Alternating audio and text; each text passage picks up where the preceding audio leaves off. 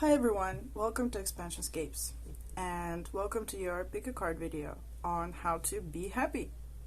So we have three options here. These are my own paintings. These are clouds. This is rainbow. This is mountain. If you'd like to skip the intro, just choose what calls to you the most, and I'll see you in the reading. But I'd just like to mention why I chose this question, how to be happy. So I asked my guides, what should I record a video on, pick a card video on? And they said, how to be happy. And I said, I was like, come on, can we have something more specific? Like, this is kind of too simple or too general. Don't we need to focus on clearing the blocks or, specific blocks to being happy or something? And they said that actually people, a lot of people, especially those who would be attracted to this video, they are already in the process of having healed a lot of blocks to being happy and are in the process of healing continuously. So they said, this is all great work that we've all been doing as a collective, healing our blocks, our traumas, our pains, our sufferings, all of the stuff that doesn't allow us to be happy. But they said, but how do you actually be happy? So I said, do you mean actually like staying happy? Is that the problem? They said, no. If you're asking us how to stay happy, it implies that you already know how to be happy and you're questioning, like, how do I stay happy? So they're saying it's not about staying happy, it's about being happy, how to be happy. So I'm like, is it about getting into a state of happiness? They're like, it's a verb, it's being happy. And they mentioned that we as a collective, as a human society, have almost like forgotten what it is to be happy. Just be happy. Because we have a lot of guilt, shame, blame connected to happiness. So it feels almost like when we are almost at the, almost being happy, we would find a reason why being happy is not acceptable, so we would go to another state, jump to another state which is somewhere close to being happy perhaps in our minds, but it's not. So it feels like we as a human society, we have some healing to do about actually relearning, remembering how it feels like to actually be happy. Right, so this in this video I'm feeling like what's gonna be given is insights, maybe tips and tricks, or some kind of things like we don't normally think about, some kind of advice on how to actually be happy. And when they say be happy, they're emphasizing like capital letters, BE, how to be happy.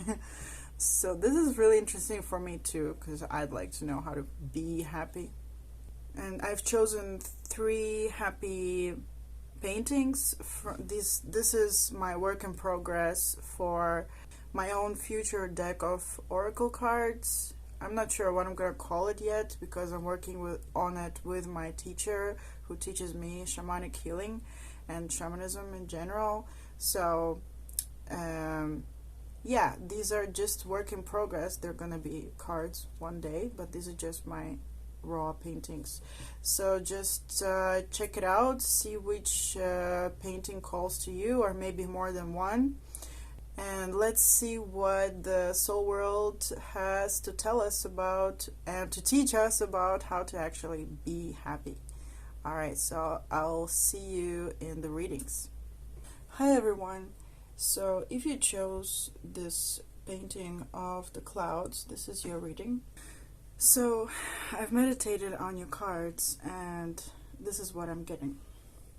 For this card with the clouds, I'm being led to go right in the middle, because this is the brightest spot in the picture. and I can see behind, it's supposed to be the sun, right? But I feel like it's the soul, or it's our heart area. And these clouds are basically our thoughts, just like they draw thought clouds in cartoons. And I'm getting this picture that the soul, right, our soul, our desires are manifesting in this physical reality. And it's kind of hard to explain, but these thoughts, these clouds are our thoughts. So whatever we think about, right, that is what creates our reality. This is what manifests as physical stuff. And these clouds are not really stable, right? They're just clouds. They're clouds in the sky. They can change. So I was being told that, look, the manifestations, the physical manifestations, they can change. And here I'm also shown that if you think about something for like a lot of times, many times, then this is going to be the manifestation of your reality, how your reality physically expresses itself. And you know, your soul, the expression of your soul, of your desires, is this, your thoughts. And I'm being reminded that keep checking in with the thing behind the clouds, with your heart area. For me, it's the heart area.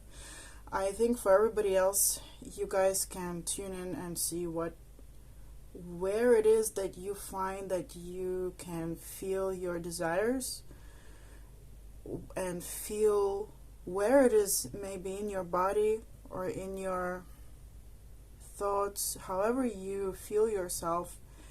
Where is it that you feel your deepest desires for happiness?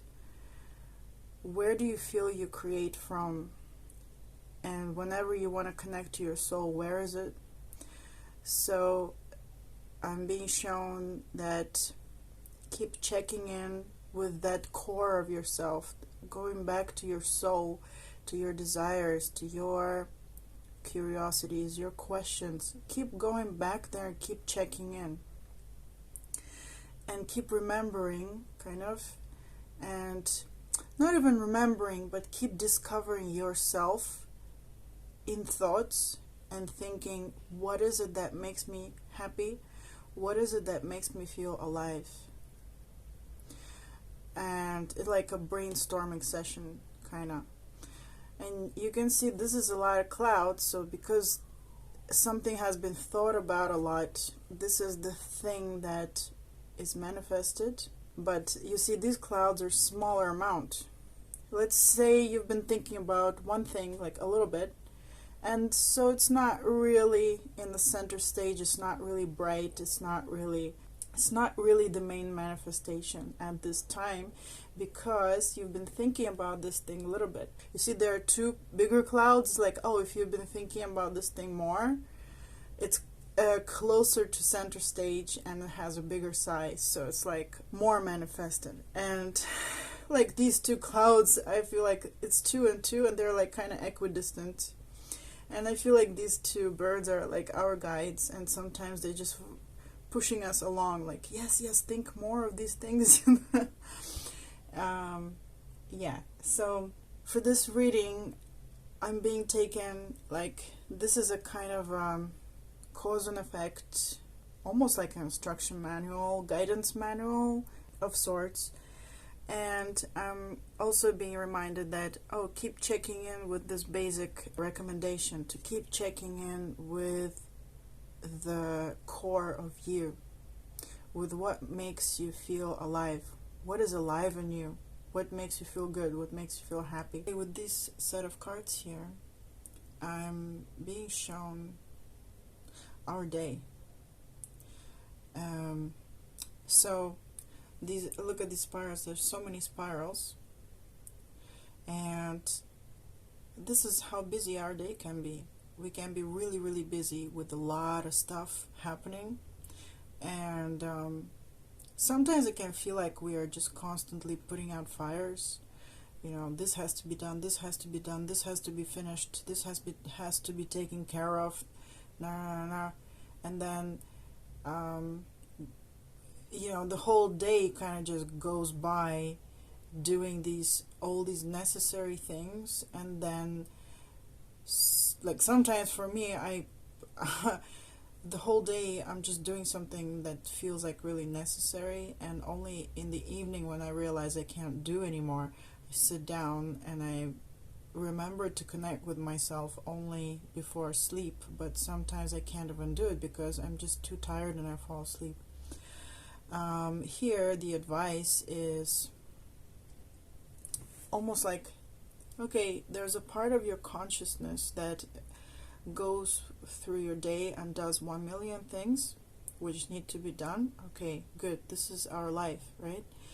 But a part of the consciousness is in a state of peace, like this picture stands still, and is in a state of reflection.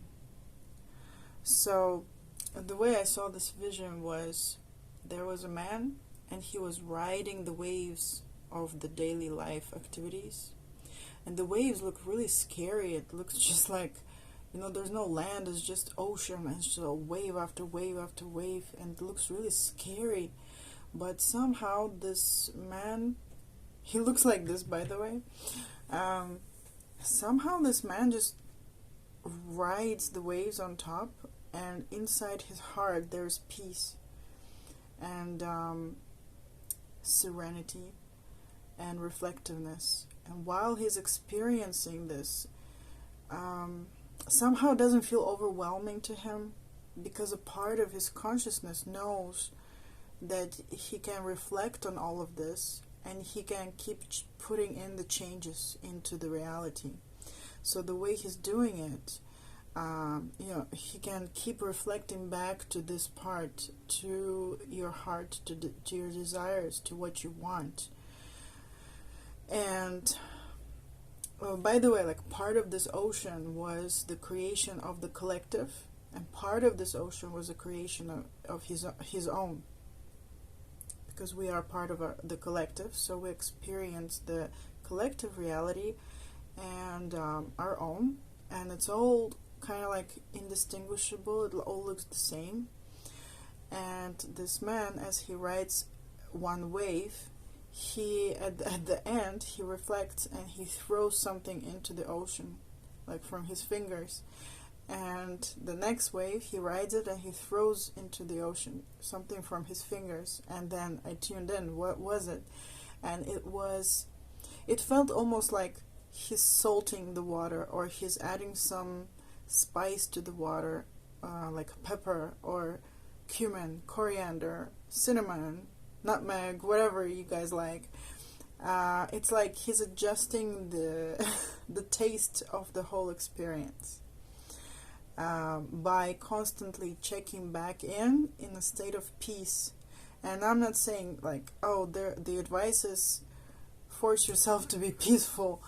Not at all, but it's more like a part of your consciousness can be dedicated to reflectiveness. So for example, it would look kind of like maybe you're shopping and your body and a part of your mind is busy with shopping, right? And a part, like choosing out vegetables and whatever, but a part of your mind can be in a kind of meditative state, reflecting on the whole situation. And not only reflecting, but also, even more importantly, checking back in with what makes you feel alive, and more of what would you like what makes you feel alive, what makes you feel happy. And I'm seeing it even like a random brainstorm, like it can be random pictures of, you know, for me, I don't know what it is for you, but like for me it would look like, you know, I would see a garden with pomegranates, with roses. I would see the beach. I would see the water. I would see a river. I would see myself swimming. These are the things that make me happy. Okay, I would feel like, okay, I'm swimming. I would get random things that I'd like to experience, with things that bring me pleasure, things that make me feel alive, you know. And by constantly asking yourself, well, what makes me feel alive, what makes me feel happy, checking in and being connected to that part of you that wants, desires happiness and to be alive, like fixing that connection, making it stronger and stronger and more continuous. The more you do it, the more it will feel very, very natural, and it will be almost like autopilot, and you know, you'll always be doing this. I'm getting it. So, okay, he's throwing the spices into the water, right? So the spices symbolize his desires that he has just checked in. He's like, oh, you know, wouldn't it be nice to swim in the river, you know? Apparently, this is my desire, but it's an example. Oh, wouldn't it be nice to have this kind of job, you know? Wouldn't it be nice to have this kind of family trip or something, experience? And when this stuff comes up, these desires, it's important, I'm feeling like it's important to not judge them, but treat them more like a brainstorm.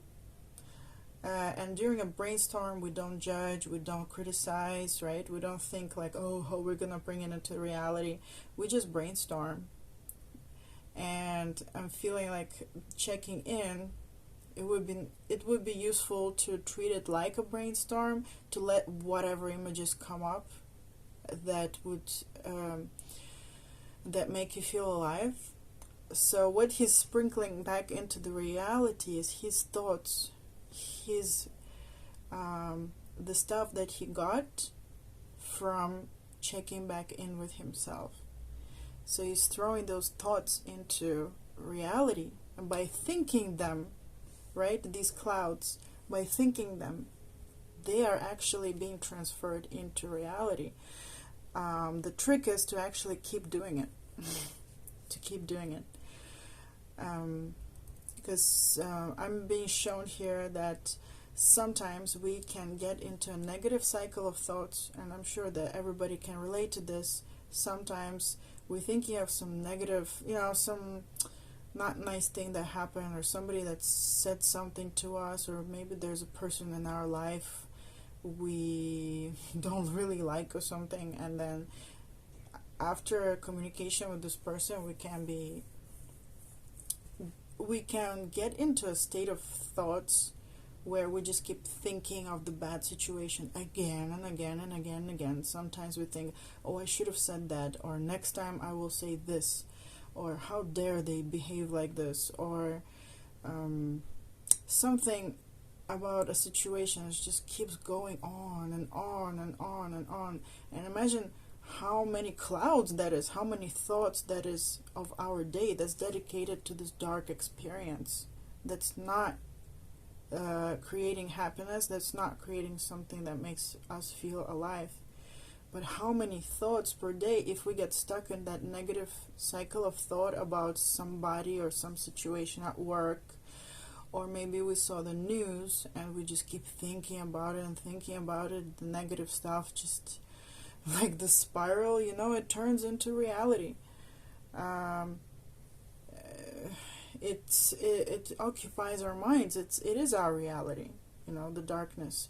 So here the trick is go back to checking in with your light, with the light side of you. See what makes you happy, what makes you feel alive. And so this person is keeps throwing into the mix his beautiful thoughts. And I saw them as green color. Moving on to this tree. This is the ash tree. To me symbolizes the world tree. But in this particular vision, I will not. I will just say what I saw. So I saw like energy going like this in circles, and it's like some stuff that we have created previously, whether it's collective or personal, we like, and some stuff we don't. So here the process is like the advice, the trick is whatever, distinguish, be reflective and distinguish and discern and find that some stuff, which stuff you liked, and try to actually enjoy it. Because it was created to be enjoyed, right? Rejoice at the cool stuff, even if it's something really simple, like, I have an air conditioner at home. Okay, it feels fantastic to be able to control the temperature, and I don't have to sweat, or I don't have to be cold. I can just enjoy myself. And it doesn't have to be simple like that, can be huge, but some stuff that we have collectively and personally, individually created is good. So this is the process of acknowledge that and love it and rejoice and live it. And some stuff doesn't taste so good anymore, doesn't taste so sweet anymore. We did think of it, and sometimes we thought of it as those like negative thought patterns where we think about some darkness, and some stuff that we have collectively created and personally created, doesn't feel so good anymore. Maybe at that moment when we were creating it with some good intentions or some kind of intentions, like we wanted it, but now it doesn't feel good, it doesn't taste good, it doesn't, the experience is not so sweet as we thought it would be, maybe. So here I'm being guided to say that the trick of this is rejoice at the stuff that tastes sweet, tastes good. I mean experiences, or the experiences that taste good, and just acknowledge the experiences that don't and let them go. And it's easy to say, hard to do. But the trick here is keep checking in with your this part here with yourself, and keep remembering what you like. And I'm being shown a vision here that once some stuff was let go, and letting go here refers also to letting go of the dark thoughts that we have every day, such as the negative dark cycles of thoughts we have. Letting go of those thoughts and just kind of just like, I don't know how to explain it, but the moment that you let go of these thoughts by actually thinking more of the good thoughts, like the moment that darkness leaves, this bird here, a dove, kind of like, actually like these doves, flies out of the middle of the tree. And for me, the middle of the tree is the heart. So once you let something go, you've created space for a new desire to be activated.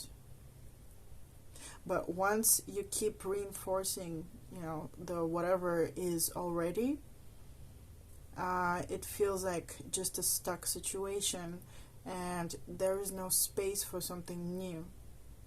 Kind of like when you have a room and it's full of stuff, and every time you bought something for your room, maybe it's clothing, maybe it's pictures, maybe it's decorations, maybe it's furniture, whatever it is, maybe you've been gifted something, at that time the original intention may have been good, sweet, like, oh, I bought this skirt, or I bought these pants, and I bought this picture, and I bought this stuff, and somebody gave me this, somebody gave me that. But eventually, if it keeps staying there, it just clutters up the room, and it's really hard to enjoy new experiences in your room, because it's just like becoming smaller and smaller and smaller, and there's a lot of stuff that you have to dust, and there's more dust in the room. But the moment you let go of something from your room, like a bunch of old stuff that you appreciate, yes, I loved it, I enjoyed it, it was nice, it was beautiful, and now it's time to let it go. The moment you let go of something from your room, you create space for something new. And it doesn't mean like, okay, just keep throwing old stuff out and buying new stuff. No. Perhaps by creating space, and this is, the room is a symbol, okay, but perhaps by creating space in your room, you have less stuff that collects dust. You need to spend less time to dust your room, right? And you have more sunshine in the room, you have more space in the room. So maybe you can engage in new desires and activities. For example, putting like a yoga mat, and doing exercises and enjoying the sunshine in an open room. So this is what this card was talking about. And this illusionist, it really makes me think of these clouds, because these clouds are also an illusion. You know, our physical reality is an illusion. It's co-created together, individually and collectively, together with sometimes we think of, oh, it's been collectively co-created, that means, oh, it's bad, like all these people are forcing me to live like this, but I don't want to. But if we think of greater in greater terms, like, you know, the planet Earth also is participating in co-creation of this reality. All the plants, all the animals, you know. So together we are creating, almost it looks like it's an illusion, because these are thoughts, and thoughts, I feel like, you know, the more thoughts there are, the more like calcified they are into the reality and the material. So here it's a reminder that we are a part of this process, even if we are just one, but we are a part of the collective, and what we do does matter. Checking back in with our light does matter, because we can choose to keep recreating the darkness together with the collective by thinking about the darkness, or we can choose to let it go and check back with our light and create something more that's more like light, that makes us happy. And here the emphasis is also on recognizing the good stuff when it's created, enjoying it, and keep reinforcing it with good thoughts, with thoughts of light. And here the lady is sitting by the river. For me, this is a river of time, and these stones are calcified reality and something that has already happened. Something that has been co-created with the collective and by herself personally, because she's a part of the collective. This has already happened, but she's not looking there anymore. She's not thinking about those stones all the time and just being stuck there in the past. She's looking elsewhere, and she has a musical instrument, and she's looking at something that is alive, those plants. And together with those plants, with the collective, I'm imagining her to sing play the instrument and sing a song, and together they are creating a new reality. And as time passes, they're able to let go of all of that has already happened and focus on the stuff that they want to happen. And by this process, I saw a vision for soul retrieval, which was a shower, like a shower of light.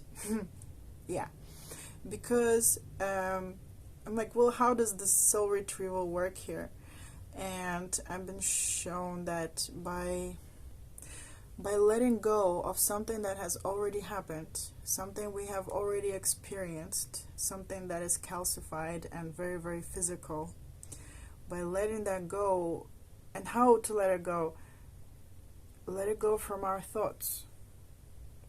So once that has been let go of in our thoughts, we can reawaken more of the more parts of us which have all of them have desires, right? It's your soul. So once you have let go of some past creation, you are creating a space. You are letting the parts of you know that, hey guys, okay, we're done with this. Who wants to go next? Kind of like this. And I can see parts of you coming out and say, oh, I have this desire. Like, I want to go to nature and I want to build this and I want to do this. I have this desire. Okay, come on up and you can play now. You can create now. And the more we let go of the darkness, the stuff of the past, release it, the more of the inner parts of us can wake up, because now there's a time to listen to them. Now they feel like, oh, I can go out and play. Oh, I can be heard now. Oh, I can go out there. And I know this is a very simplistic way of people who actually practice soul retrieval. They'll know that it's much more complicated than this, but the point of this reading is not to go deep into this, because talking about soul retrieval could be weeks or months or years. I'm just explaining this one process that's been given by my team, the Soul World and the collective teams, for this one topic. So I just want to remind you of that. So the process, as I see it for this soul retrieval, is parts of us waking up and seeing hope and seeing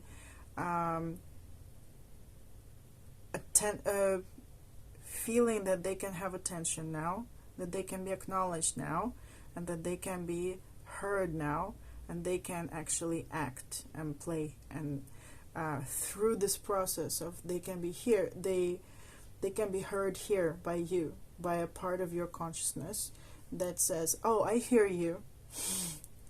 I hear me, right? It's all you. I hear this part of me. This part of me wants, to play with soap bubbles or something, or, to change my job, or to have another child. I don't know. Everybody has different desires, right? So I'm being shown here. This is one tree, and this is a lot of trees. So in my vision, it was like going from here, going away somehow. And as you see, this is more focused, this is less focused, and then there's fog behind. So for me, this vision was about more of the collective side of things. So just as we have a collective of us, of different parts of us, within our soul, different parts of our soul that can be retrieved, right? Can be alive again, can be heard again, can be healed and acknowledged again. We also have a collective without, right? Sometimes we think, oh, the collective is only without, but we also have a collective within. But for this, it's both, within and without. And I'm being shown that if we follow this process, we're gonna get to a stage where I'm being shown that I'm being pulled out of this, and it's like whatever is in the fog has become wisdom. So in the process of letting something dark go consciously, this now can be turned into wisdom, and it can be kind of like refertilized and used later for something else. I'm not going to get into that, but I'm just saying that this is a process of one person acknowledging the physical manifestation, the physical experience, and acknowledging the good stuff and enjoying it, and acknowledging the stuff doesn't really taste so good anymore and letting it go. And by this process, something new can come out, like this bird from a new desire can be listened to if something is let go. Here there are many trees, not just one, and through this process of focusing on what you want to be alive, right, what's alive in you and what you'd like to be alive in the collective of you and others. I'm sorry if this is kind of confusing, but I think it's probably not. In this process, all of the darkness of the collective, even, whether it's your own collective of soul parts within you or without, many people doing the same thing, all of these darknesses can be transformed into wisdom and can be let go of. And then when the collective, whether it's within us or without us, outside of us, when the collective starts to be moved and shaken by the process of constantly checking in with your light, right? This happens, and this to me looks like dawn, like the sun just got up, the colors look like dawn, it's a new day, it's new light, you know, this light is being given a voice to speak, to be acknowledged, to have a chance to be alive. And the stone here, it looks to me like the stone is becoming alive. If you can see here, there's a mouth and a nose, and there's another mouth and a nose and eyes.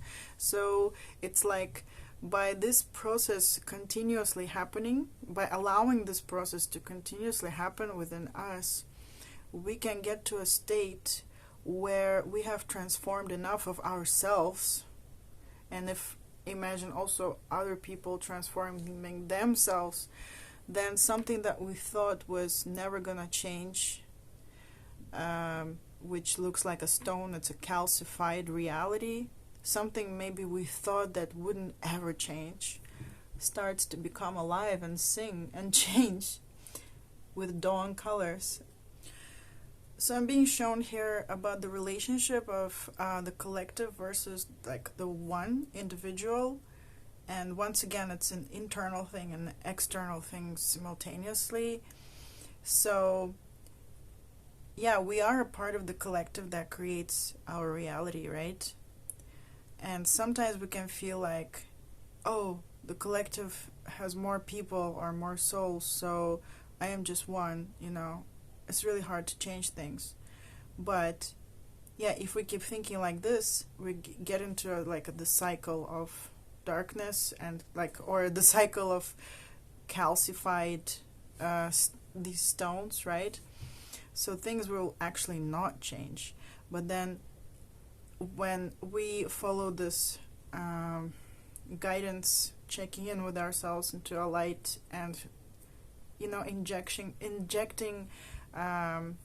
these beautiful thoughts into our own reality, even if it's just quiet and silent within us, we are going through this transformation process with the soul retrieval and the wisdom and letting things go, and we are transformed. And if we are transformed and we are a part of this reality, our agreements with this, our agreements with the collective change. And the more of us change in our own collective within us, within our own soul, then enough of us change to get the collective of us to change. And it feels like a miracle, because look at that, the stone is singing. I hope I am expressing myself clearly. And actually, this card shows a bit more about this. What I see in this card is that this bird has a choice between two realities. There are no chicks there, there are no babies there, but there are spirals, and to me it looks like two realities. And this bird can go for reinforcing the old reality by getting into the, you know, the dark thoughts, keep thinking dark thoughts, thoughts about regret and all that stuff. I've been talking about like maybe seeking revenge or something for stuff, or just being outraged about something bad that happened and thinking, oh, I could, next time I'm gonna say this, and how dare they be like this, and So this bird can feed the old reality with worms or with berries, whatever. Or this bird can choose to feed another reality until enough has been given that the reality shifts. And for this, I was shown a vision of this darkness around. It's just kind of like folding into itself, and it gives and creates this old woman, and this old woman throws seeds into 5 directions. And then she leaves. And then the flower becomes pregnant with something yellow and beautiful, and then it just like explodes and more light is there. And to me it was like digesting and creating like kind of accounting of the dark experiences that we have had, reflecting on it, turning it into wisdom. And if you remember, I told you about turning kind of the same thing here, and the wisdom is kind of becoming the seed for the next thing to happen. So it's like a cycle of life. And I hope I'm not expressing myself in a confusing way, but it's a recycling of darkness. So something that even if something we have created before that we thought was gonna taste sweet, maybe it actually didn't taste sweet. So it's like a continuous stable. This number 4 is a stable number, right? A continuous kind of cycle of birth, death and rebirth, death and rebirth. And I'm being shown that this card, the environment, is the last card. In my vision, I was just kind of in this, almost like the center of it, and everything was spinning around. And I saw that by us changing, our environment also changes. It keeps reminding me of the song, Michael Jackson's song, Mirror. So, what does he say? I'm starting with the man in the mirror. I'm asking him to make that change. in getting us to be in a more happy state, keep checking in with our light, keep checking in with our desires that make us happy, keep checking in with that stuff. We become different, we transform, right? As we transform, we become brighter and happier. We actually are a part of the collective, right? And then the collective becomes brighter and happier, and the changes just tumble, like becoming bigger and bigger and bigger. So the stone is physical and looks like it's never gonna change, but it's alive and singing, I hope I expressed myself clearly, and if I haven't, the main point here is keep checking in with your heart, with your soul, with something that's alive in you, and keep daydreaming of fantastic stuff that would make you feel happy and alive. And especially right now, I'm being guided to say that especially when you catch yourself thinking negative thoughts, such as being angry at somebody, or even like planning revenge for somebody. And guys, I do it every day, okay? I feel like sometimes I do it too, okay? It's okay to admit that sometimes we wish that somebody gets what they deserve, as we say it, but the more we think about these dark things, or somebody cut us off on the street in a car, or somebody was rude to us, or we saw bad news, or something was negative, instead of thinking about these things, if we just keep checking with at least with a part of our consciousness, I'm not saying the whole consciousness, a part of ourselves, just a little part of ourselves, keep rechecking in throughout the day with something we love, some even just images of stuff that we like, maybe the flowers we like, maybe parts of nature we like, whatever it is that you guys like. If you guys keep rechecking in with yourself and paying attention to what makes you feel alive, even if it's just in your imagination and in silence, that can be very, very transformative. And even thinking of these things can help you be happy. Thank you for listening. I hope this reading made sense to you. If it did, please comment. If it didn't, please let me know.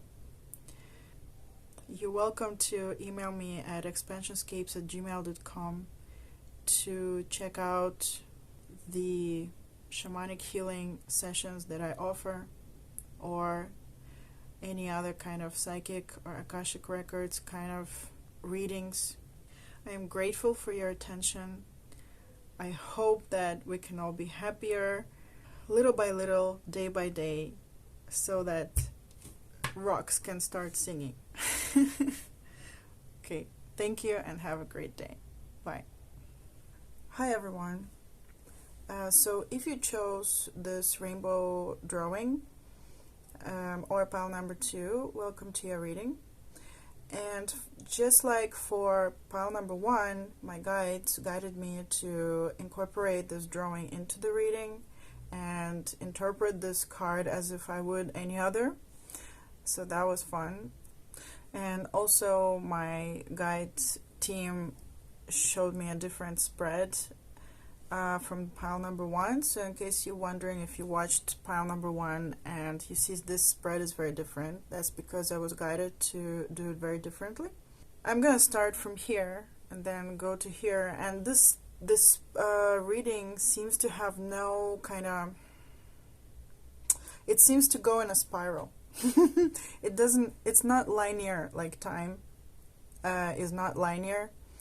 And this reading also seems to go in a spiral. So I'm going to start right here. And here's the chariot. And the picture is Hearn the hunter and Kali the tower. And there's this lady sleeping amongst 4 scrolls. And the scrolls in this deck are swords, just if you're interested. But for me, these 3 cards symbolize 3 parts of ourselves that we will talk about for this reading. This does not mean that we only have 3 parts of us, but for the purpose of this message, my team is asking us to pay attention to 3 of our parts. So one part, I'll start in the middle, is the divine feminine, and this feminine is, especially the goddess Kali, reminds me of, to me, the goddess Kali symbolizes the raw feminine desire for whatever, something. And it's uninhibited, it's uncontrolled, it's uncovered, it's not polished, it doesn't have any makeup on, it's just the raw desire. And yeah, it looks pretty scary, because over here with the tower, it can look very scary and disturbing, especially to society and even us, if we are used to polishing things up and covering things up.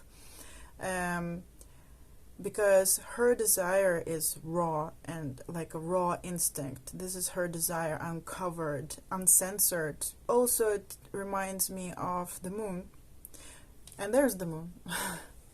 So, to me, the moon also symbolizes a kind of a feminine desire, but maybe it just keeps dreaming, It's emotions and it keeps dreaming. It doesn't put a lid on things. It just keeps dreaming and dreaming and dreaming. and desiring and desiring and imagining and imagining. So these are like visions that are going in the mind or the heart of whoever it is we're talking about. And these visions can just keep going because they're like raw and out there, but they are not yet manifested in any kind of physical reality. This is where this masculine comes in.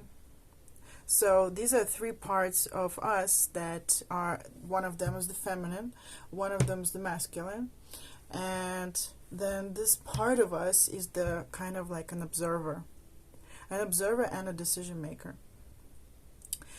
And while the moon dreams, Kali wants, there's a desire to bring something into creation, like into actual existence, the physical existence, manifestation. And then comes the sun, the masculine. Here it's Hern, the hunter. The chariot refers to the wild hunt and also reminds me of Odin. So here, this masculine goes for the wild hunt, just goes for creating it. The way I can explain this as a easy example, I guess, is, for example, when you want to create a painting, when you want to draw a picture, or you want to write a poem, you have many ideas in your head, let's say. But which idea gets manifested into the physical reality right now? So let's say when I had an idea to draw this drawing, I had a lot of, switching kind of things going on in my head, and sometimes the planned picture looked like this, sometimes it looked different, sometimes it was changing, but somebody had to step up inside of me, part of me, to say, okay, we're gonna do this now. So that means everything else has to die for now, for this particular painting. So what the masculine does here, the part of ourselves who's masculine, the masculine says, okay, we're gonna do this. And then the masculine goes on the wild hunt and gets it into creation, like shines on this part of our dream and allows it to get into the physical, into the creation. Or at least this is how I feel what is masculine and feminine in me. And then there's a kind of hurricane almost going around, because this looks pretty scary. There's the raw desire and from my feminine side, and then there's the masculine wild hunter who says, okay, we're gonna go and get this, we're gonna get this going, we're gonna create this, we're gonna manifest this, we're gonna experience this to the fullest. So these are some really powerful forces, and I feel they're going in a circle, in a hurricane. And in the eye of the hurricane, there's another part of me, right? Another part of you. And it's in the eye of the hurricane, everything is peaceful.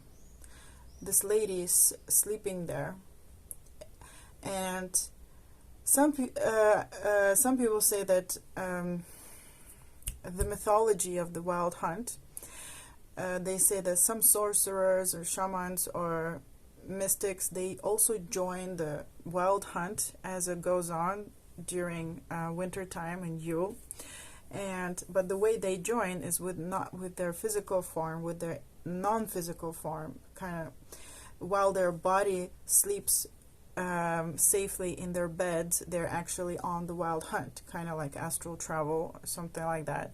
So this lady is sleeping and is peaceful, but actually she is observing both parts of herself, the dreamer and the creator, and she's experiencing this wild hunt, and she's experiencing this physical reality, this physical experience.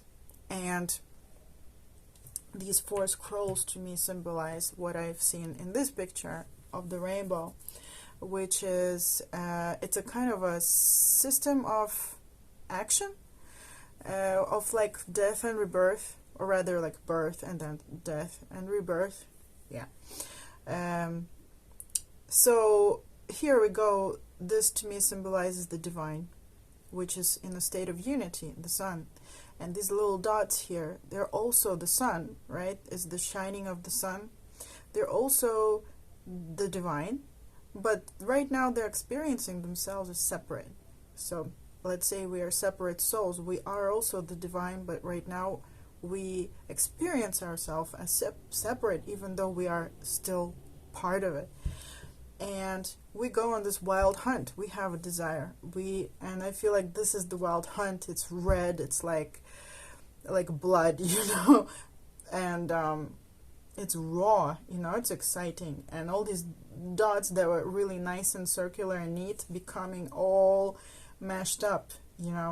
It's smudges of those red dots. They're in the process of transformation, a process of action, process of change. And it may be scary, it may be not feeling so good, and at this time we might think, why did we ever decide to do this, because this is scary. It doesn't have to be scary. And this lady, this horse, is the person, the part of our consciousness that is the observer, and that is the decider, and it's like an orchestrator, so to speak. And we watch and also make decisions to look at all of this mess, to get in there and to find a way how to find beauty in this whole experience once again. So we got ourselves into quite of a mess maybe, and then we get out and we find happiness and wisdom in many, many forms. Like I was getting that happiness because this reading is about how to be happy, right? So happiness can take all of these colors of the rainbow, but it only takes place once we observe it. We, the horse or this lady sleeping, once we actually observe it and appreciate it. And then it's gone again, kind of like that. And then the whole process starts again. And it won't be appreciated, and happiness will not be felt unless we, as the observer, as the decision maker, observe and decide and rejoice in that happiness and see the beauty in it and see the happiness. Oh, by the way, beauty way, this card was in pile number 1 as well.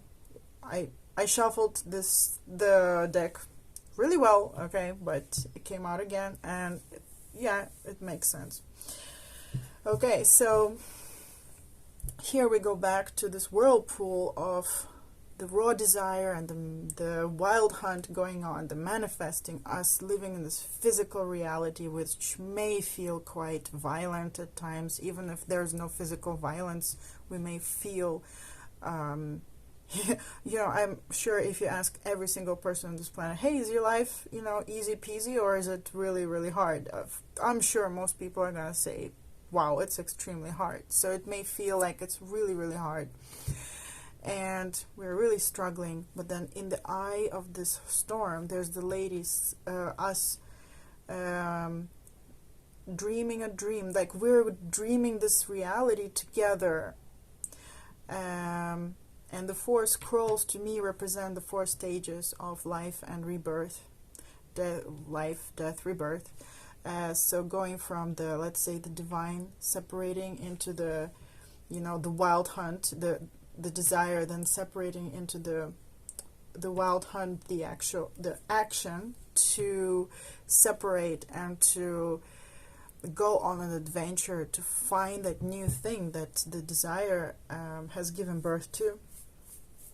And then going deep within, digging, and then going out and finding the happiness right here, finding the answer. So if this was the question, then we find the answer. And I'm not sure exactly how these fit together, but I always feel like there are four like the 4 seasons of the year, and there are 4 stages of our life, and then the fifth element, like the movie. The 5th element is us, the observer, and the appreciator, the one who says, wow, this is good, you know, I like that, I'm enjoying it, I'm appreciating it. Yeah, so these two next cards are kind of saying this same thing, taming the wind and the time master. So with taming the wind, I saw that even though we may find things so difficult in our physical lives, struggling with a lot of things, maybe relationships, finances, physical diseases, you know, whatever, jobs, you name it, right? Traveling, we may have all of that, but then if we pay attention to that part of our consciousness that is more in the middle of the eye of the storm, we can feel that we are taming the winds. I'm not saying it's good to like remove yourself from the situation, but you can look at it from the side while also participating in the whole thing. Or rather, I don't know, you can look at it from the side or from the middle of the storm, but however it is, the reflector part of you, the reflecting part of you, and the appreciating part of you, the one who sees beauty in everything. And here with the Time Master, I saw this vision of this man, like everything is up in the air, going crazy in a circle. She's sleeping in the eye of the storm. Then this man just stomps his foot down. And you know how if I would stomp my foot down, probably some of the objects would jump on this table. So he stomps his foot down, then some parts of the stuff that's flying around in the, we can say, the symbol of the physical life, the chaos of the physical life. It's not really a chaos, it's an answer to a desire that was decided by us to actually go on and explore this desire, right? So this guy stomps his foot and some parts of what's flying around fly up and they get analyzed by our inner observer and appreciator and one that reflects and analyzes, and then it's all like appreciated and almost like fuses together and is getting observed with this birch tree with many eyes. On the one hand, to me this card talks about the observing, and on the other hand it also talks to me about a culmination. I don't know if you guys know about the shamans of Siberia in the Burat region. They have these ceremonies to initiate someone to become a shaman, and it's a long story, but by the end of the ceremony they climb a birch tree, which seems very kind of impossible because the birch tree is very thin and you would see like a grown adult climb a birch tree, which feels like a miracle, you know, and some kind of culmination. Yeah, so the point here, going back to how to be happy, right? It's to be reflective of different parts of ourselves and realize the meaning behind why this chaos and perhaps something painful happened, and appreciate our part, which is the raw desire for something new to happen, and our part that is the wild hunter, the one that goes out there and is not afraid of all of the, you know, possible scary stuff that might happen. And once we know that we are all of this, we are the desire, we are the action, and we are the appreciator. Perhaps most importantly for this reading, we are also the appreciator. We are the ones where all of our experiences, we dive deep into perhaps the scary part, but she has, you see, she has all of the ingredients by her, and it's like she digests everything and she finds love, and she digests everything, and she sees happiness in the answer. That was her original desire that was born, that got the whole thing kick-started. And then going forward with the burial ground in the upper world here, which is interesting. I feel like it could be something like here, but so the experiences, perhaps the scary experience, this experiences that felt violent, whether actually physically or not physically scary, and perhaps violent and perhaps not violent, perhaps very, very magical and exciting, right? Our lives have not only scary parts, they're also wonderful and fantastic parts. And when we organize all of that and we bring that all together, we harvest it, finally all that wisdom that comes up is put into this burial ground as something that we have wanted before, we have created before, and we have harvested before, and we have analyzed and digested and took it in. So the burial ground to me here symbolizes our ancestors, also our previous desires and our previous things that we actually got done, created and reflected upon. Here the emphasis is on reflection. So I see here, like, if you would imagine the burial ground of ancestors, let's say dead bodies of the creations that we have created before, and they, as they decay, they kind of trickle down into wisdom. They get back into the divine. So this is the process right here. After we have seen the answer to our question, the manifestation, this is the moment where we be happy, right? Be happy. I know it's grammatically incorrect, but I feel like saying be happy. My guides are emphasizing this, be happy. So this is where we be happy, and going back, the wisdom goes back into the divine, like the unity, and it brews there again, the upper world, goes into the divine or goes into the upper world. So this reading is all like, like a spiral, like non-linear at all, but it all says the same message.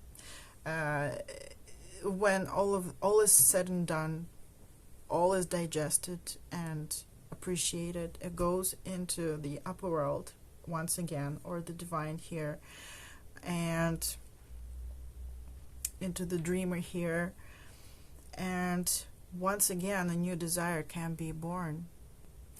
And now going to the right side of this reading, which looks kind of symmetrical to the left side, and it actually kind of is. So here there are two crows, ravens, sorry, same family, but these are two ravens on the Yggdrasil, the world tree. And the story goes that Odin every morning sends out these two ravens, which are actually a part of himself, to go all over the tree, the world tree, and collect all the stuff that's happening there and get back to him before breakfast so that he knows what's happening, which is actually a part of him, and they get back to him, and then he's always worried that they won't come back. So without diving too much into this mythology, there's this man sitting here, and he's called Papa Legba. I didn't know anything about this person before, or this entity, this personality before, but as I read about it, it's from the voodoo tradition, and with these telephone poles, they symbolize his ability to communicate with between this physical world and the other world, non-physical world. And it reminds me of also the abilities of Odin. And I know I keep overriding everything with Odin, but it's because this is my symbology, like symbolism. This is how I feel it and read it. but it doesn't have to be. So it's once again for me, it's like repeating, like this part of the reading is about digestion. So this part resonates with this part, and the ravens resonate with this part. So this being has it's like sends these ravens out to get a lot of information, and the information I'm seeing that they're getting is from all over the tree. And for me, the bottom of the tree is where like the memory lies, the burial ground kind of thing, the memory of past things lies. And the top of the tree is more like the action, the what happened, what are we doing? And it's all connected by the heart of the tree, which is for me in the middle. And it's where the past is kind of like brewed and analyzed, and then a new desire is born, and we go into action. Then once all the action happens, like the leaves of the tree fall down and they become part of the soil, and they go back up again, almost like recycled to create new desires all the time, so that we have new experiences all the time. And so these two ravens collect all the information from these 4 stages of our being, our existence, our experience, or these four stages, and or rather 5 stages. And you can separate them into probably like a lot of stages. And they get back to this person, and in my vision I saw this person with this staff standing and mixing a liquid in a big bowl that looks like some kind of brew, hot brew, and he's going like this. And whatever these guys brought to him, like the information, these guys are kind of like the hunters, they went and got him what he wanted to for his brew, and all the information, and so he's stirring it up, and the brew looked like this spiral from this goat. He's stirring it like this, like a spiral, and he's getting all the information from these birds. But in another way, you can say that he is taking up, he is the observer, and he is taking up all of the, he's taking in all of the ingredients of the previous experience, the desire, the action, the what happened as a result, the consequences, all of the stages of the manifestation itself, and then the collection of the manifestation and putting it back together and like digesting it in a big bowl. And this looks to me, this bowl, what is inside the bowl of the cauldron kind of bowl, it looks like this, and this looks to me, and I heard Stairway to Heaven. And this looks to me like a non-linear progression of all of our incarnations. Every line, for example, is one incarnation, physical incarnation that we've had. But it doesn't have to be. It can be any desire and adventure and manifestation that we have experienced. Maybe even within one lifetime, or perhaps, hundreds of lifetimes. It doesn't really matter. And I like how the darkness mixes in with the light, and how this person here mixes it all up and digests it, and everything. It's like looking back into the past lives even, and looking at the beauty of, oh, I've wanted to do this, and I've done this in this life, and this life, and this life, and he's being the appreciator right now. Because what is the point of having beautiful raw desires and going on a wild hunt to achieve them if you don't actually take the time to reflect, digest, and appreciate, which is the part which was the whole point of this reading, to remind us how to be happy is to remind us not to get too caught up in the desire and in the hunt, but also remember to be to remember that we are also that person who reflects, that part of our consciousness, that I want to say the reflector, but I think in English you shouldn't say like that. The one who reflects, the one who digests, the one who puts everything together, like balances up a balance sheet and then appreciates, digests and appreciates and consumes this experience and says, wow, this was good, appreciates. And this is where the be happy part is at. And these two pictures are, I see them as the digestive juices of the stomach. This looks to me like the stomach. And so this person is mixing the brew, which is hot, because everything is being analyzed at this time. And then the steam comes up like this. The steam looks like this and like this mixed together. They're pretty much similar colors. And he breathes in the steam and he enjoys it. He's like, oh, and he's almost in that state of trance of, I want to say, reminds me of the Oracle of Delphi, and how the women there were breathing in the fumes and getting visions. But here it's like a little bit mixed up for me. I see this person breathing in, this part of us who reflects, breathing in this final golden outcome, that feels good. And it's like returning back to the divine, going back into the first stage where we can have new desires again and dream. Oh, yeah, having, like what I said about the Oracle of Delphi, and now we can go dream again and make new dreams, like this moon, the feminine in us, to make new dreams, because in the process of being happy we can have new dreams. And this part for me was kind of funny.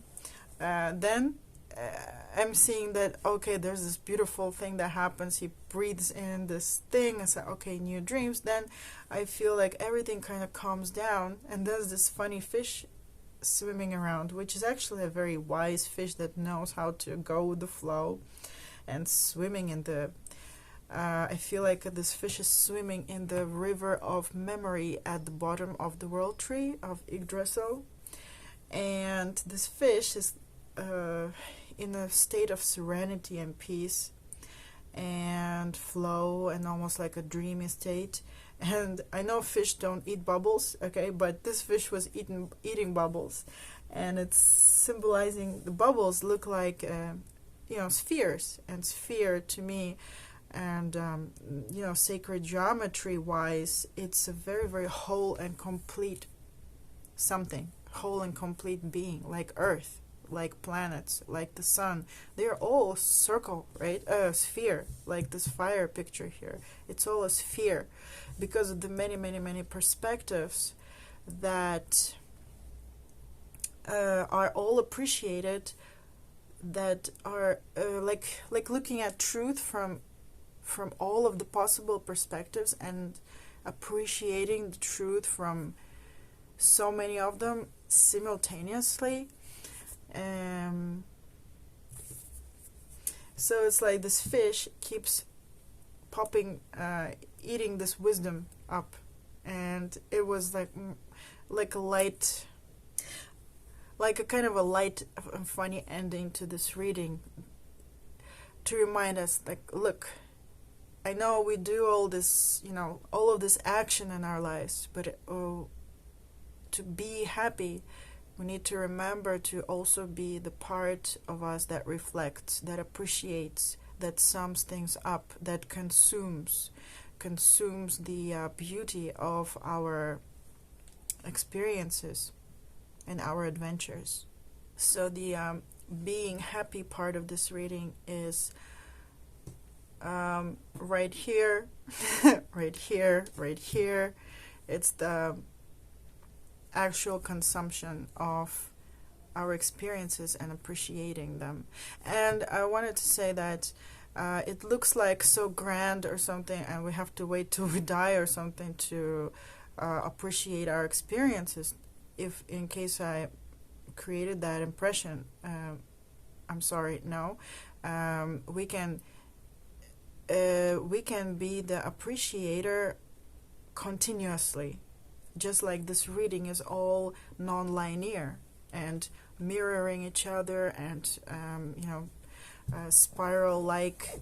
We don't need to wait until the end of something to go back and appreciate it. Every day we have a bunch of different desires, right? Like this moon, this Kali. And every day we are also the masculine part of us who decides which desires we're going to go for. Like, for example, I want to cook something nice. And then the dreamer part of us says, I could cook this and this and this and this and this. And the masculine part of us says, okay, I'm gonna actually put my foot down. I'm gonna cook this part. Okay, not everything. Everything else has to die or be reborn tomorrow or something. But today I'm going to cook that, and creates that action. And every day we cook, right? Every day we create something. We talk on the phone. We tell a story. Maybe we paint. Maybe we write something. Maybe we write an email. Maybe we explain something to someone. Maybe we're teachers and we teach lessons to kids. And maybe we create something physical. I don't know. Everyone does something different. And every day we have a lot of these cycles of desire, creation. But let's not forget the other parts of the cycle to actually be happy, which is to keep reflecting and consuming the beauty and the nutrients, almost like the beauty and the love, the rainbow spectrum of what comes out of it. Look, there's a rainbow there too. What comes out of it. And like be more conscious and aware of that wisdom, and how that wisdom goes back into the creation of new desires. So I hope this reading made sense to you and has given you some cool ideas on how to be happy in your everyday life. And if you have any cool ideas to share, maybe you got from this reading or from your life in general, please do share in the comment section to this video. I really love to read it. And also to check out my shamanic healing sessions, you can email me at expansionscapes@gmail.com. I offer shamanic healing sessions, Akashic records, readings, and a bunch of other stuff, intuitive, personal, paintings, and for healing. And also check out my book based on my spiritual visions called Tales of the Spirit and the Divine. And if you'd like to see more of this kind of content from me, please like my video and subscribe. And I appreciate you, and I'm very grateful that you watched this video till the end. Have a great day and be happy. Hi everyone. So for those of you who chose this mountain drawing of mine, or pile 3 for your reading, welcome to your reading. This is your reading on how to be happy. And for this whole reading, for all of the piles, for pile 1 and pile 2, we've had different spreads, and you have a different spread too. My guides guided me to actually incorporate my own drawings into the reading as well for every pile. So I'm going to be interpreting my own drawing for your reading as well. And after I've seen the spread, so each spread is different and it's really fun. After I looked at your spread, I realized that after I meditated on your cards, I realized that this spread actually could be spherical, like if we had a big plastic ball here or like a big balloon here, these cards could be like glued to the balloon and to the half of the balloon, and then the bottom we could glue this picture and it would be kind of like a spherical spread. Yeah. So in the middle is you, the beloved, and you have the divine in you, right? You are part of the divine. Whether or not you feel like it right now, the truth is that you love yourself. And the whole being here manifested in this reality, this physical reality, is an interaction of you loving yourself, your relationship with yourself. And even if it may not seem so right now, beneath the delusions, distortions, rules, customs and norms of this life, you do love yourself. Beneath all of the physical stuff that we experience in this physical reality. So here you are, and the number 5 tells me about change. We are alive, right? We are constantly changing. And here I see almost like 4 directions of your free will. You could go in this physical reality, you could go and do many things. First, I was attracted to this card, the 3 of Scrolls, and in this deck, it's the 3 of Swords. This fox is crying, and when I saw these scrolls, it felt like unrealized dreams, expectations, wishes, hopes. I feel like these scrolls could have been written all the way from, you know, when kids have diaries at school and they write their most sacred things in there. They're really close to their heart. And I feel like these scrolls contain the dreams and wishes that didn't really come true, and the fox is crying over them.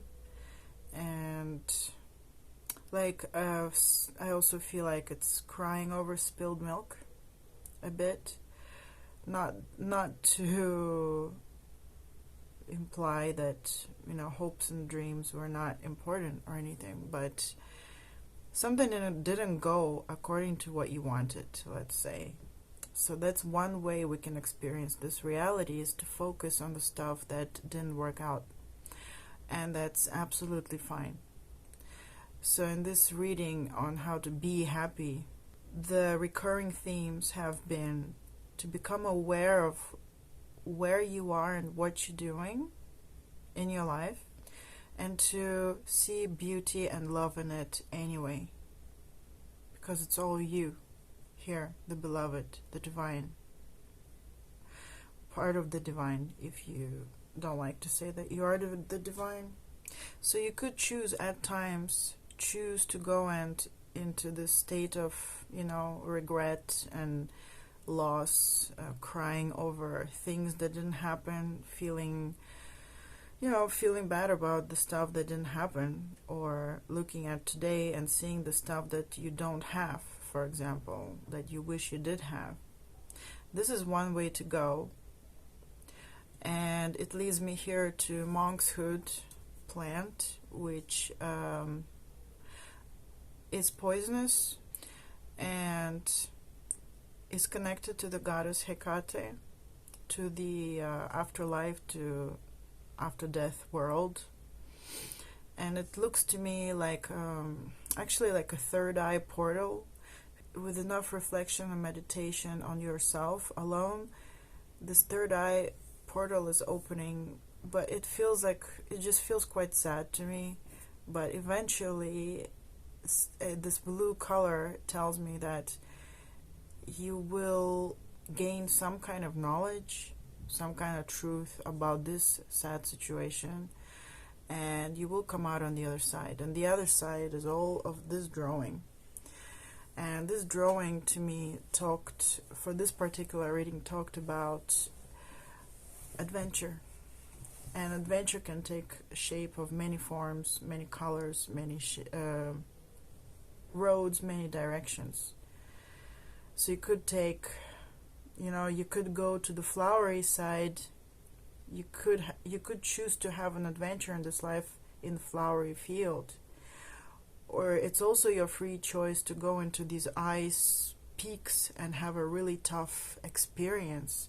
And this tough experience to me feels like connected to this side of the sadness of regret, which we all get into. And the point for this reading is to say that how to be happy. Well, for this pile, the relevant message is first to be self-aware, at least with part of your consciousness, even when you are, like, let's say maybe in a really sad place, quiet place, alone place, even when you're regretting something, that something didn't happen, or something happened the way you didn't want it to happen. Even in that time, with a part of your consciousness to realize that this is your free will to experience this of your own volition, and it's fine, and it's beautiful, and it's not less worthy to spend that time in quiet self-reflection than going and doing something else. Whatever you choose in this life is yours. You could do no wrong by choosing another road, because all roads are yours. All roads you choose are your purpose. And I feel like what I'm saying could be like sounding hard on the ear for some people, but I feel like we can all benefit from the perception of our purpose and our destiny not being really like we're used to in this physical world, that it should have a certain shape and it should look physically like this, and it should mean I have to do something, and it means a very, very specific, focused, like very much directed thing. But honestly, I just have to mention that I really feel like we could really benefit from releasing that kind of belief about destiny, about purpose. All the roads we take, as long as we are taking them with an open heart and being truly aligned with what we truly want, being authentic to ourselves, being true to ourselves, any path we're going to take with that intention is our purpose and our destiny, and how it will look like really doesn't matter. And this is what this reading is saying, that you could go into this this side of the fox crying over, unrealized hopes and dreams, but you could also go to, which will take you on a beautiful adventure, and it's your free will and your free choice to go on this adventure in anywhere. There are many places to go in this picture, and they all look different, and it's really just your choice, and there is no judgment, and there is no right or wrong of, the best place to go is on this area and not any other place. That's the best place. It's ridiculous, right? And this is the opposite way. This is the 3 of stones, and this is 3 of scrolls, this is 3, and this is 3, but these feel to me absolutely different. And this is swords, this is coins, or pentacles. And here I see you could choose also to go and be not alone, but in a company of very, very, very close soul family, I want to say. You see these 3 owls sitting there over a fire, feeling really safe, feeling really warm, and feeling like they really know each other and they're really, really close to each other, and they are sharing their wisdom, and feels like they're very open with each other. They are really, really being honest. And this is also one way that you could live your life. You could go and find other soul family members of yours, and these could look like actual family members in this physical reality. They could be friends, they could be partners, they could be wife or husband or romantic partner, or I don't know, your children, your brothers, your sisters, anybody, right? Physically, they don't have to be a physical family, but these are the people, your people, the people who understand you, and the reason why they chose to be, or you guys all chose to be a soul family together, and you guys feel so close to each other, is because you guys are interested in exploring similar stuff. So then that's why you feel so cozy sitting together over an open fire and discussing stuff, because everything that everybody says is interesting to everybody, because everybody has the same curiosities, everybody has the same interest, direction in life. And isn't that the most wonderful thing, to have friends who share your interests? And the only way we can find those friends, I feel, is if we actually speak our truth and act authentically without covering up, of our without making ourselves more palatable, I would say, to the world. Because if you do make yourself more palatable, you actually kind of being more fake, and you're gonna attract the people who like that kind of stuff, but they still won't be attracted to the real you, because you didn't actually show the real you, right? And showing the real you is really tough and scary. I know. But like, I'm speaking right now, and my beliefs I'm sharing with you right now, my beliefs and my perceptions. I feel a lot of fear because I don't normally do this. This is new for me, and I have to trust that by speaking my truth, I will find my three owls who understand me and who are the most interesting people for me to be with, because we share our curiosities, our desires for exploration, for playing in this physical reality. And I'm getting like, if you go into this direction, there's a goat. And the goat, I feel like the goat can almost perform miracles, if you have seen. And there's a goat in my drawing to the mountain. If you've seen any videos of goats walking around, mountain goats walking on mountains, it's just crazy. It's really like a miracle, because they seem like they are not following, like they don't know that gravity exists. So they can walk on any kind of surface. They can walk on like a vertical wall, it seems, seriously. So I'm getting here that if you go into the the lonely, regretful path, that's okay. You're gonna get here through self-reflection, meditation, perhaps some darkness and suffering, but the outcome's gonna be this anyway. And the outcome is your experience. And if you choose not to be alone and to find your soul family and to go further, it's like you're gonna get this. I feel like this is going towards a more physical exploration. This is more like going into non-physical exploration. This is going towards physical exploration of reality, and you might notice some miracles. Just like here, you might notice some miracles with your third eye exploration into the non-physical. so can you feel miracles happen here with the goat, but in the physical. So you might notice some cool manifestations of your dreams and hopes, And to connect to how to be happy, once again, the underlying message is to be aware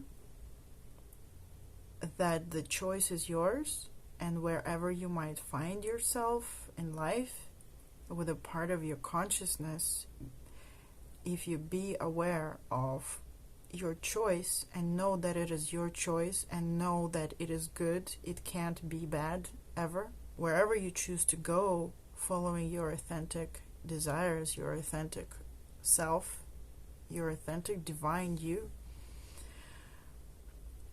and accepting that and seeing beauty in it and feeling love for it, feeling that you are your own beloved,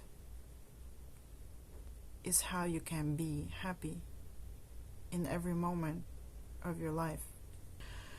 And then we have the two opposite directions here.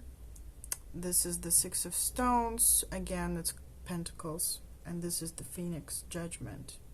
So when I was meditating on it, I saw that this tree talks about ancestors. On the one hand, it talks about ancestors and the past being woven into you and your own actions in this life. So it could be something about incarnations, it could be talking about very long periods of time, such as lifetimes of your ancestors, and what they did forms you today, and also forms the kind of actions you do today, which are the branches. And these stones, I feel like they're fruits, like fruits of your labor, like children, our children are these fruits. On the other hand, it doesn't have to be so long. It can be even within one day. If we look at our ancestors as actions, our own actions, let's say, the actions, or my ancestors, the actions I took yesterday, they are my ancestors of the situation of the me I find myself in today. And my actions today are the ancestors to the situation I'll find myself tomorrow. And the situation I'll find myself in tomorrow is like my children, my fruits of my labor. And we could even shorten that even to, a part of the day where you do certain actions, then you are a transformed you, then that sets up what your future will be, what your children will be. And the children is allegorical here, your children, these fruits, the results tomorrow, right? And this is connected to the opposite side here, Phoenix. I'm sure everybody knows the symbology of Phoenix, but here I felt that this talks about, once again, you. So this is like, the Fox talks about you alone, and this one talks about your soul family, opposite. And this talks about your freedom of will, and this talks about your circumstances as pertaining to your ancestors, just as physical ancestors and non-physical ancestors, also your ancestors as in your own actions in the past, and your actions today, which are your ancestors of you tomorrow. And I see in this Phoenix your fiery desire for your manifestation of change. You, by making your choices today, could actually transform the past as well. By healing your ancestral karma, by healing yourself, you heal your ancestors. And by healing yourself, You change your karma to be experienced in the future by healing yourself, by changing yourself, by becoming aware of yourself. And in becoming aware of yourself, you open the door for self-healing, right? So these are kind of like the two opposites, two opposite sides of one dynamic perspective, kind of like that. And these two. And here with the ancestors, as I feel it, we have two forests on each side. And on this side, connected to the family, soul family, I feel like it talks about it. For me, this card always symbolizes a friendly forest, which is full of fairy magic, invisible magic, and a magical forest that actually helps you get to where you want to go. Which is filled with all kinds of friendly beings who secretly help you get where you want to go. So this magic, this forest can even magically transform to become something that where you want to get to. You know, it's fluid. On the right side, it's like this forest can be experienced if you choose to transform yourself with regard to your ancestors and your soul family, working together with others. On the right side, I see also a forest, but this forest, also when I read this card, I always feel like it's not really so friendly, and it feels cold, it feels scary, it's winter, it's blizzard, you know. Doesn't mean it's any worse, though. That's the point of this reading.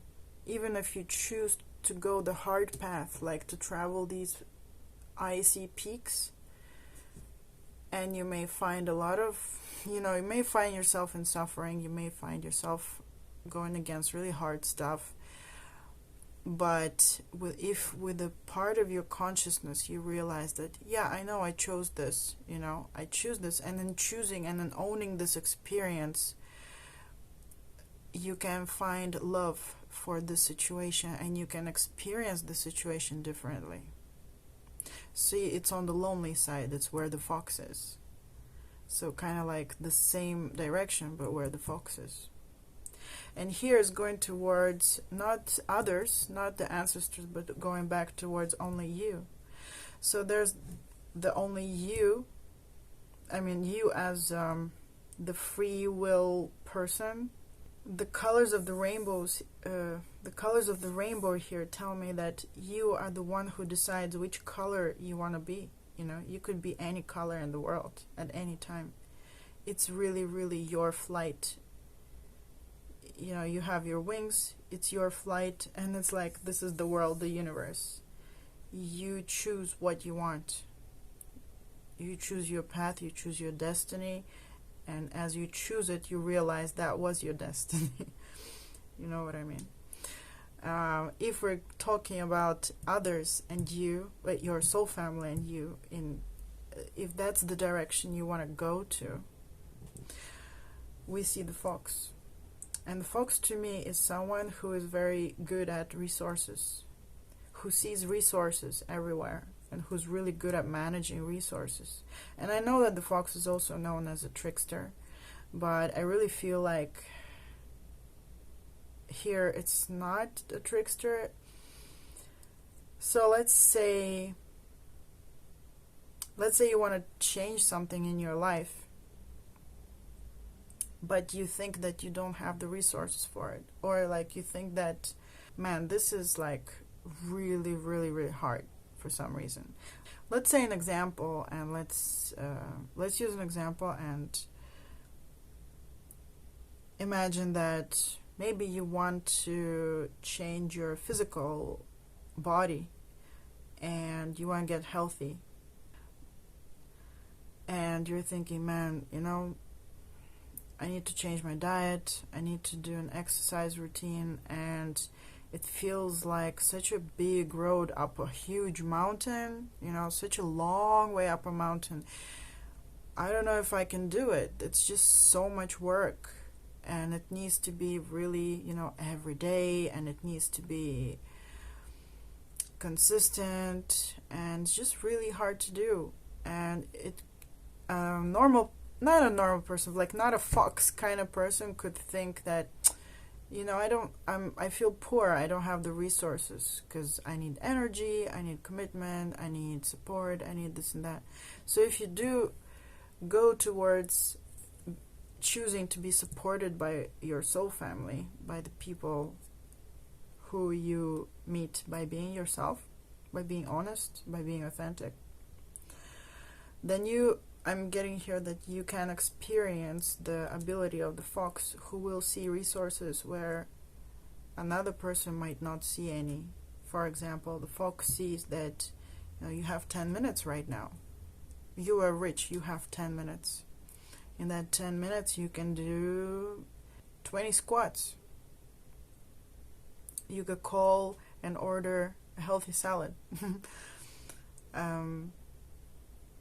Or if you wanted to write a book, let's say, the fox sees these 10 minutes as an opportunity. The fox will say, hey, 10 minutes. Let's use this old piece of paper and let's jot down some ideas. Let's write out some key points. Okay, let's put it in a pocket. Next time I'll have 10 minutes. I'll take it out and I'll think about it some more. The fox sees resources and sees plenty where another person might not, where another person might see scarcity and emptiness.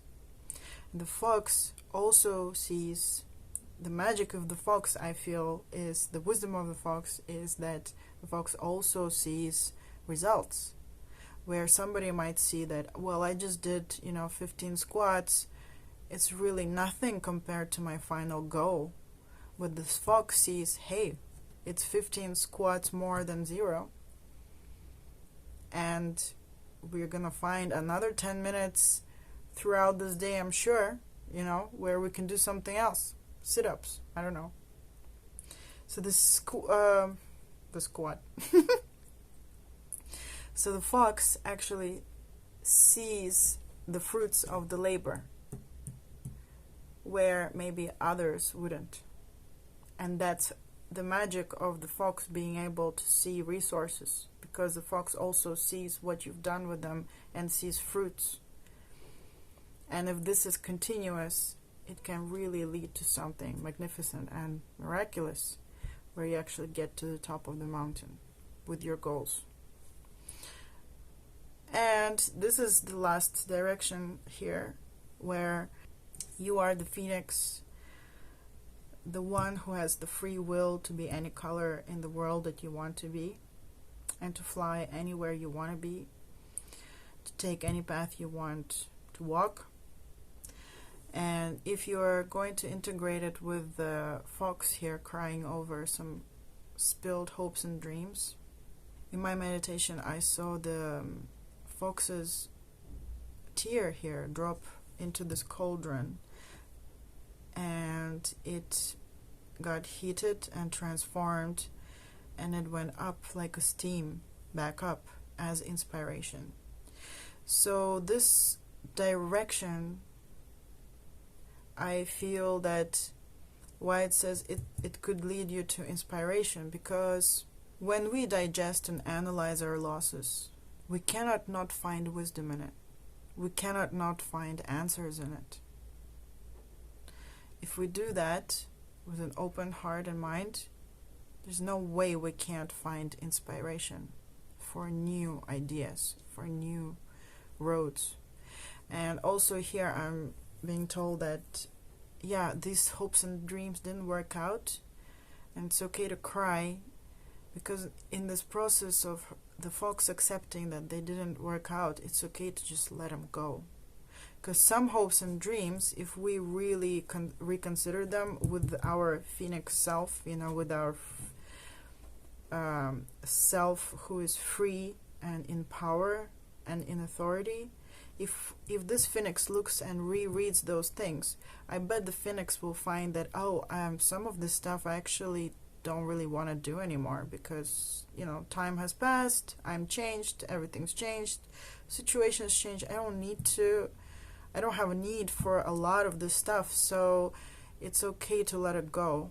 And by letting go of it, not only do we learn wisdom from the whole experience of having not done something and let go of something, but we also free up our energy to do something that we actually want, which can be born here.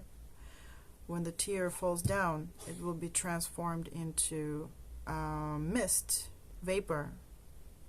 That is the new inspiration. And I was looking at these 4 cards here, and it was just, I felt like it was really magical that